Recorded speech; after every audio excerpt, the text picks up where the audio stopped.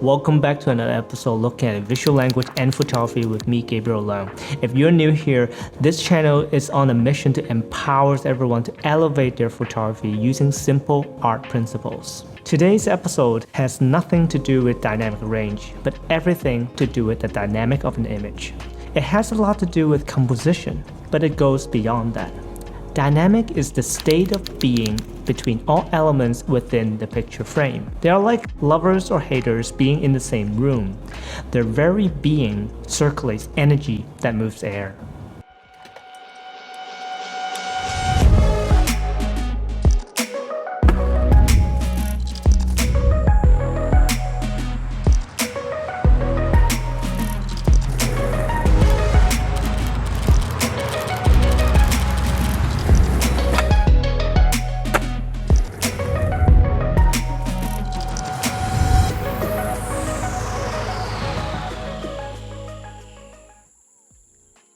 So for the question to think about, when should we allow our photographs to be more or less dynamic?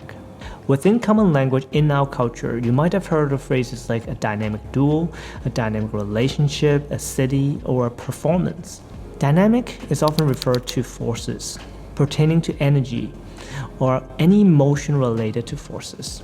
It is a state of change. It is also a process, continuous, growing, evolving. Well, if your head is spinning already, maybe we can try something easier. What comes first into your mind when we think of the opposite of a dynamic photograph? What pops into my mind is a photograph that is very still, very static, calming even. So it almost sounds like dynamic has a lot to do with motion or action. A lot of famous paintings we have seen that was born within the Renaissance period were perfect examples of marriage between art and science.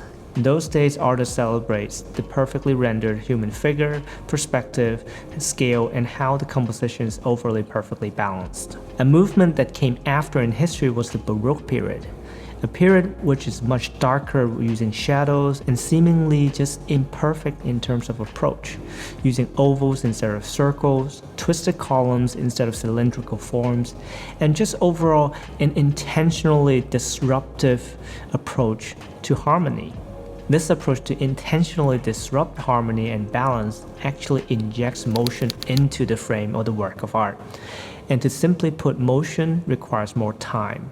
Even our eyeballs, the viewing time, the psychology of understanding that time. And that time actually prolongs our attention to view the work. So a dynamic image actually impacts the viewer by grabbing more of their attention. We will now introduce the 3+1 tips to break down the key concepts on how to make your work more dynamic.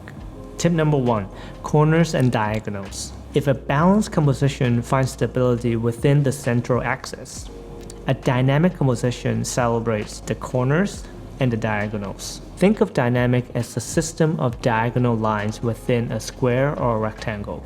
All it is doing is by varying the position, the scale, and also the intensity of all members of the system to create a variation of dynamic situations. Using diagonals to lead, separate, or just to organize your composition is a great and easy way to create a more dynamic viewing experience for your viewer.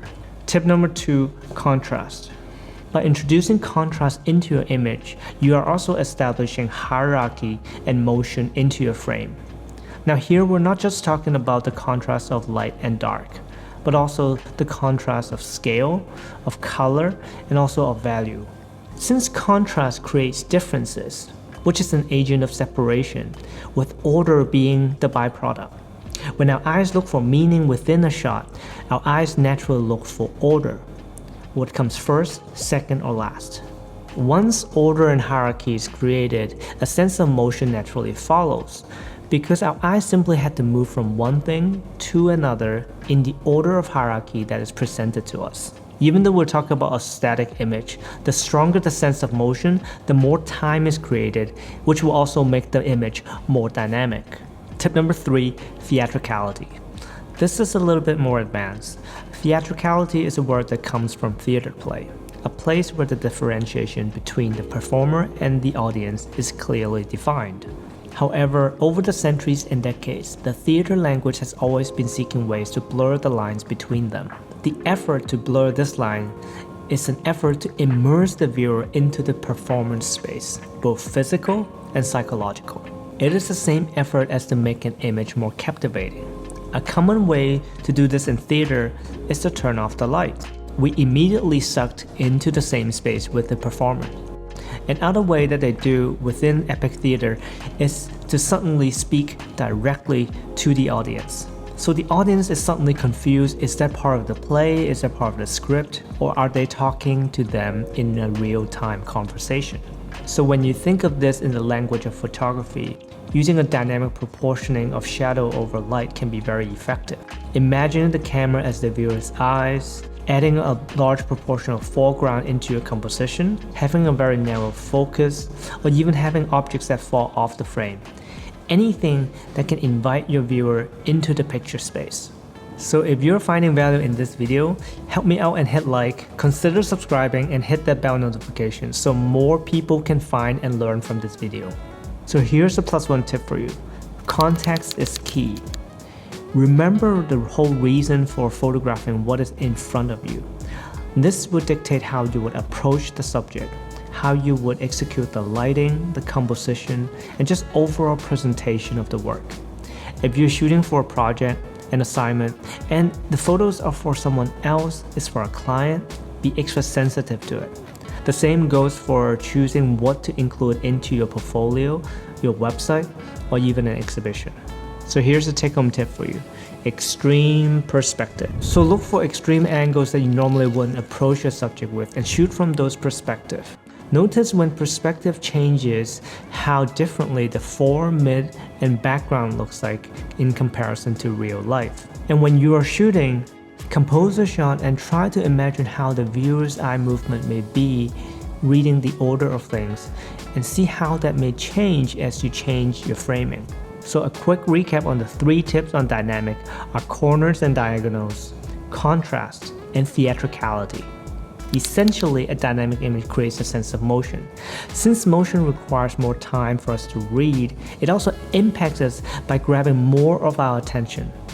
So a small challenge to make sure that you fully understand is to take a walk into a place where it's filled with architectural structures. These are places that's usually filled with lines, which we can apply the first tip of corners and diagonals. Try to keep changing your position when you frame. Also continuously try to put things in the corners, align with diagonals. You might have to also tilt your camera occasionally and review your shots. So that's it for this episode. What is your takeaway?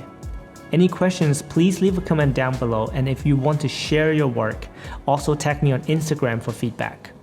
Now, here's the most relevant topic in relation to dynamic, which I highly suggest you watching next. If you want to see the entire list of visual language and photography, I'll leave a link down here. I'll see you over there. Peace.